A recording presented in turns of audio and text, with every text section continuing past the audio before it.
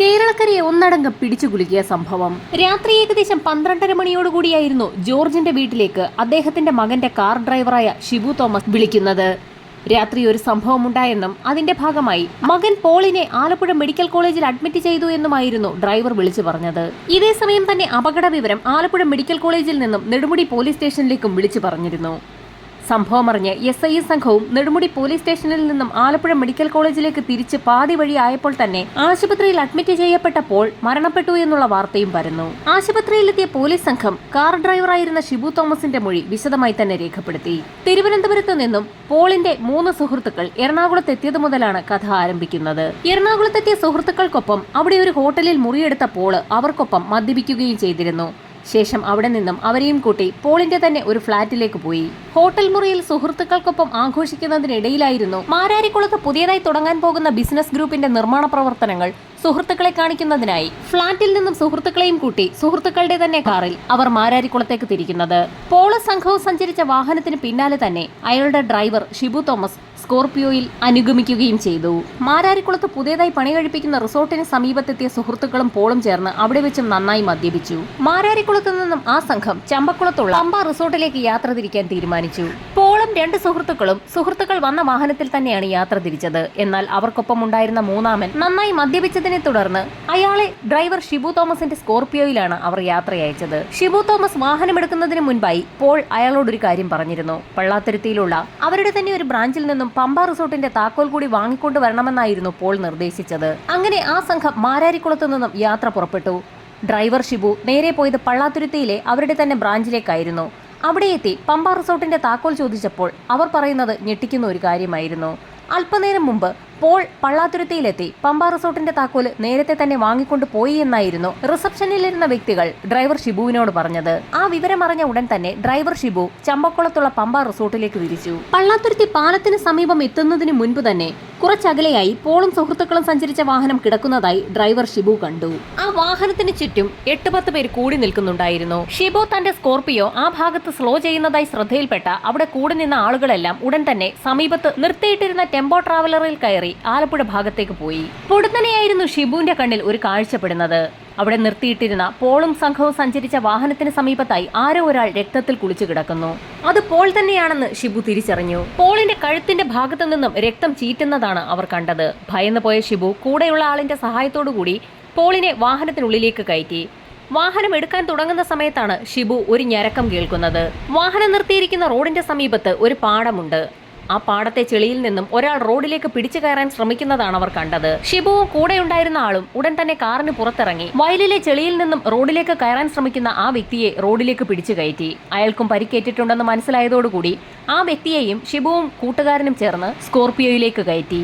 ഇതേ സമയം തന്നെ രാവിലെ മുതൽ പോളിനൊപ്പം ഉണ്ടായിരുന്ന കൂട്ടത്തിലെ മറ്റൊരു സുഹൃത്തു കൂടി അവിടേക്ക് ഓടിയെത്തിയ സുഹൃത്തും സ്കോർപിയോയിൽ ഷിബുവിനൊപ്പം ഉണ്ടായിരുന്ന സുഹൃത്തും രാവിലെ അവർ പോളിനെ കാണാനെത്തിയ അവരുടെ തന്നെ ഫോർഡ് എൻഡ്യൂർ കാറിലേക്ക് കയറി. ആ 2 വാഹനവും ആലപ്പുഴ മെഡിക്കൽ കോളേജ് ലക്ഷ്യമാക്കി പാഞ്ഞു. മെഡിക്കൽ കോളേജിലേക്ക് എത്തുന്നതിന് ഏകദേശം 2 കിലോമീറ്റർ മുൻപ് ഷിബുവിന്റെ സ്കോർപിയോയെ മറികടന്ന് സുഹൃത്തുക്കളുടെ വാഹനം കടന്നുപോയി. മുൻപിൽ കയറിയ സുഹൃത്തുക്കളുടെ വാഹനം ഇടത്തേക്ക് തിരിഞ്ഞ് തിരുവനന്തപുരം ഭാഗത്തേക്കാണ് പോയത്. സുഹൃത്തുക്കൾക്ക് വഴി തെറ്റിയതാകുമെന്ന് കരുതി പല പ്രാവശ്യം അവരെ ലൈറ്റ് തെളിയിച്ചും ഹോൺ അടിച്ചും ഷിബു വിളിക്കാൻ ശ്രമിച്ചെങ്കിലും അവരുടെ വാഹനം അതിവേഗം ഓടിച്ചു പോവുകയായിരുന്നു. ഇപ്പോൾ ഷിബുവിന്റെ വാഹനത്തിലുള്ളത് തന്റെ മുതലാളിയായ പോളും പോളിനെ കാണാൻ എറണാകുളത്തേക്ക് എത്തിയ മൂവർ സംഘത്തിൽ ഒരുവനായ പരിക്കേറ്റ വ്യക്തിയുമാണ്. ഷിബു ഇരുവരെയും മെഡിക്കൽ കോളേജിൽ പ്രവേശിപ്പിച്ചു. പരിശോധന ആരംഭിച്ച സമയത്ത് തന്നെ ഡോക്ടർമാർ ഒരു കാര്യം പറഞ്ഞു. അല്പം മുൻപ് തന്നെ പോൾ മരണപ്പെട്ടിരിക്കുന്നു. ഡോക്ടർമാർ പറഞ്ഞ വിവരം ഉടൻ തന്നെ ഡ്രൈവർ പോളിന്റെ വീട്ടിലും വിളിച്ചു പറഞ്ഞു. ഡ്രൈവർ പറഞ്ഞ കാര്യങ്ങൾ അതുപോലെ തന്നെ പോലീസ് സംഘം രേഖപ്പെടുത്തി. സംഭവ സ്ഥലത്തു നിന്നും പരിക്കേറ്റ നിലയിൽ ആശുപത്രിയിൽ പ്രവേശിപ്പിച്ച വ്യക്തിയെയും പോലീസ് ചോദ്യം ചെയ്തു. പേട്ട സ്വദേശിയായ മനു എന്ന വ്യക്തിയായിരുന്നു അത്. നന്നായി മദ്യപിച്ചിരുന്ന അയാൾ വാഹനത്തിലിരുന്ന സമയത്തായിരുന്നു പെട്ടെന്ന് അവർ സഞ്ചരിച്ച വാഹനം നിർത്തിയതും ആ വാഹനത്തിൽ നിന്നും പോളിനെ ചില ആളുകൾ ചേർന്ന് പിടിച്ച് വെളിയിലേക്ക് ഇറക്കിയതും മനുവിന്റെ ശ്രദ്ധയിൽപ്പെടുന്നത്. പോളിനെ വാഹനത്തിൽ നിന്ന് പുറത്തിറക്കിയ സംഘം അയാളുടെ ശരീരത്തിലേക്ക് കുത്തുന്നത് കണ്ടുകൊണ്ട് ഭയന്നു പോയ മനു അയാളെ രക്ഷിക്കുന്നതിനായി ആ ആളുകളെ പിടിച്ചു മാറ്റാൻ ശ്രമിക്കുന്നതിനിടയിൽ മനുവിനും കുത്തേറ്റു. ഭയന്നു പോയ അയാൾ അവിടെ നിന്നും ഓടി സമീപത്തുള്ള വയലിലേക്ക് ചാടുകയായിരുന്നു. അല്പസമയത്തേക്ക് ബോധം പോയ അയാൾ പിന്നീട് ബോധം വന്നപ്പോൾ റോഡിലേക്ക് പിടിച്ചു കയറുന്നതിനിടയിലായിരുന്നു ഡ്രൈവർ ഷിബു എത്തി അയാളെ രക്ഷിച്ചുകൊണ്ട് ആശുപത്രിയിൽ പ്രവേശിപ്പിച്ചത്. കുറെ വർഷങ്ങളായി പുറത്തായിരുന്നപ്പോൾ നാട്ടിലെ റിയൽ എസ്റ്റേറ്റും മറ്റ് ബിസിനസ്സുകളും ഒക്കെ നോക്കി നടത്തുന്നതിന് വേണ്ടിയിട്ടായിരുന്നു എത്തിയത്. ഈ സമയത്തായിരുന്നു കൊല്ലത്തേക്ക് പോകുന്ന വഴിയിൽ ചവറ ഭാഗത്ത് സുഹൃത്തുക്കൾ സഞ്ചരിച്ച ഫോർഡ് എൻഡ്യൂവർ കാർ ഉപേക്ഷിക്കപ്പെട്ട നിലയിൽ കിടക്കുന്നു എന്നുള്ള റിപ്പോർട്ട് പോലീസിന് ലഭിക്കുന്നത്. സംഭവം നടന്നതിന്റെ തൊട്ടടുത്ത ദിവസം തന്നെ വിശദവിവരങ്ങൾ മാധ്യമങ്ങളെ അറിയിക്കുന്നതിനായി ഐജിയുടെ നേതൃത്വത്തിൽ ഒരു പത്രസമ്മേളനം നടന്നു. ഐജി പറഞ്ഞതാകട്ടെ ഞെട്ടിക്കുന്ന സംഭവങ്ങളായിരുന്നു. സംഭവം നടന്ന ദിവസം രാത്രിയിൽ പോളിന്റെ വാഹനം ചമ്പക്കുളം ഭാഗത്തേക്ക് പോകുന്നതിനിടയിൽ ഒരു ബൈക്ക് യാത്രികനുമായി കൂട്ടിയിടിക്കുകയും ബൈക്ക് യാത്രക്കാരൻ തെറിച്ചു വീഴുകയും ചെയ്തിരുന്നു. മദ്യലഹരിയിലായിരുന്നതിനാൽ അവിടെ നിൽക്കുന്നത് പന്തിയല്ല എന്ന് മനസ്സിലാക്കിയപ്പോൾ അതിവേഗത്തിൽ വാഹനം ഓടിച്ച് അവിടെ നിന്ന് കടന്നു കളഞ്ഞു. ബൈക്ക് യാത്രക്കാരനെ ഇടിച്ചു തെറിപ്പിച്ച വാഹനം അവിടെ നിന്ന് കടന്നു പോകുന്നത് കണ്ടുകൊണ്ട് സമീപത്തെ കടത്തിണ്ണയ്ക്ക് കുറെ ആളുകൾ നിൽക്കുന്നുണ്ടായിരുന്നു. അവിടെ കൂടി നിന്ന ആളുകൾ ഉടൻ തന്നെ ഒരു ടെമ്പോ ട്രാവലറിൽ കയറി പോൾ സംഘവും സഞ്ചരിച്ച വാഹനത്തെ പിന്തുടർന്ന് പിടികൂടി. പോളിനെ വാഹനത്തിൽ നിന്നും വലിച്ചിറക്കി ബൈക്ക് യാത്രികനെ ഇടിച്ചു തെറിപ്പിച്ച സംഭവം ചോദിക്കുകയും അത് പിന്നീട് വലിയ തർക്കത്തിൽ അവസാനിക്കുകയും ചെയ്തു. കൂട്ടത്തിൽ പോൾ സംസാരിച്ചത് ഇഷ്ടപ്പെടാതെ വന്ന ഒരു വ്യക്തി തന്റെ കൈവശമുണ്ടായിരുന്ന കത്തി ഉപയോഗിച്ച് പോളിനെ കുത്തുകയായിരുന്നു.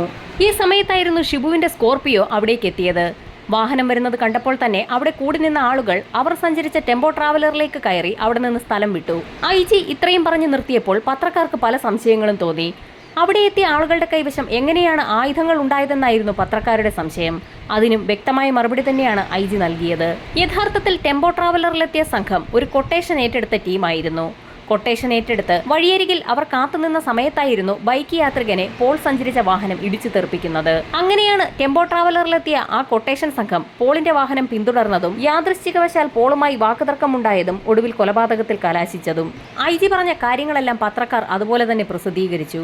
ഇതേസമയം തന്നെ പോളിന്റെ വാഹനം ഇടിച്ചു തെറിപ്പിച്ച ബൈക്ക് യാത്രികനായ ബൈജു എന്ന വ്യക്തി നെടുമുടി പോലീസ് സ്റ്റേഷനിലെത്തി തലേദിവസം രാത്രിയിൽ തന്നെ ഒരു വാഹനം ഇടിച്ചു തെറിപ്പിക്കാൻ ശ്രമിച്ചു എന്ന് പരാതി നൽകിയെങ്കിലും പോലീസ് ആ പരാതി ഏറ്റെടുത്തില്ല.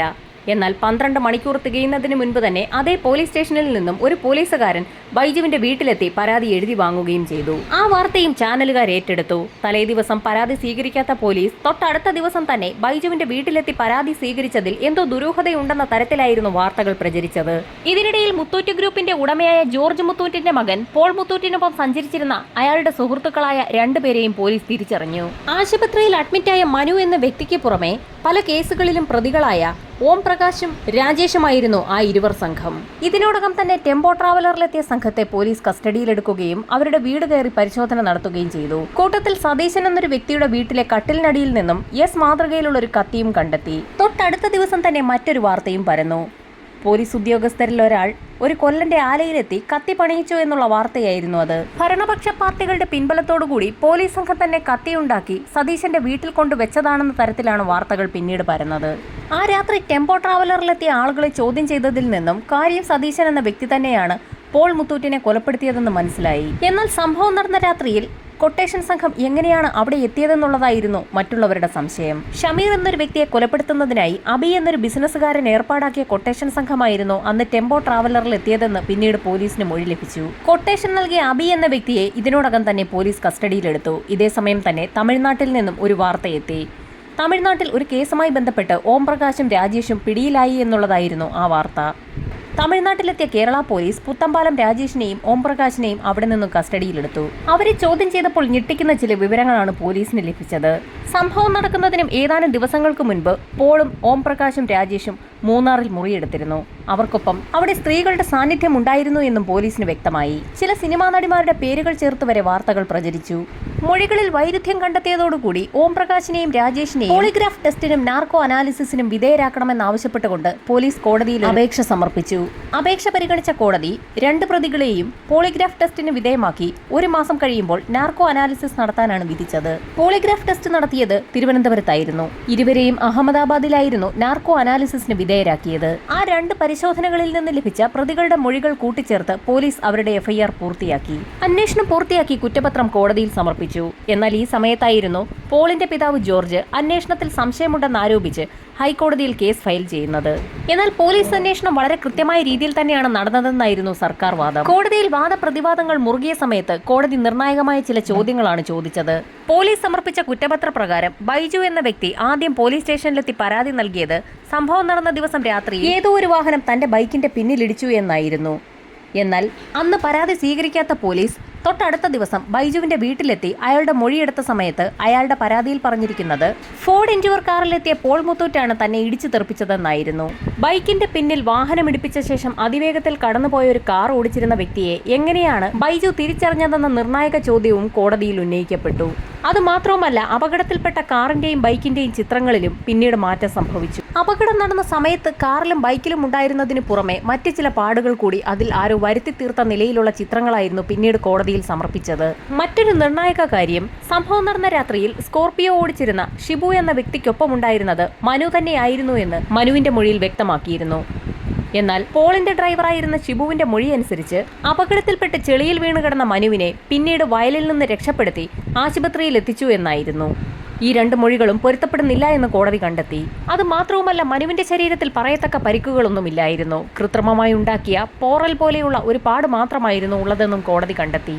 പോളിന്റെ മരണം സംഭവിച്ചത് രാത്രി 12:30 മണിക്ക് ശേഷമായിരുന്നു. സംഭവം നടന്ന് പോസ്റ്റ്മോർട്ടം റിപ്പോർട്ട് പോലും പുറത്തുവരുന്നതിന് മുൻപായി ഐജി നടത്തിയ പത്രസമ്മേളനവും 24 മണിക്കൂറിനകം ടെമ്പോ ട്രാവലറിലുള്ള ആളുകളായിരുന്നു പ്രതികളെന്ന് കണ്ടെത്തിയതും അവരുടെ വീട് പരിശോധന നടത്തിയതുമൊക്കെയുള്ള കാര്യങ്ങൾ തീർത്തും സംശയം ജനിപ്പിക്കുന്നതാണ് എന്ന് കോടതി കണ്ടെത്തി. പോലീസ് അന്വേഷണം തൃപ്തികരമല്ല എന്ന് ചൂണ്ടിക്കാട്ടിയ ഹൈക്കോടതി തുടരന്വേഷണത്തിന് CBIക്ക് നിർദ്ദേശം നൽകി. 1 വർഷത്തോളം നടത്തിയ അന്വേഷണത്തിന്റെ ഭാഗമായി CBI ഫൈനൽ റിപ്പോർട്ട് കോടതിയിൽ സമർപ്പിച്ചു. അത്ഭുതമെന്ന് പറയട്ടെ, കേരള പോലീസ് അന്വേഷിച്ച് കണ്ടെത്തിയ അതേ കാര്യങ്ങൾ തന്നെയായിരുന്നു CBIയും കണ്ടെത്തിയത്.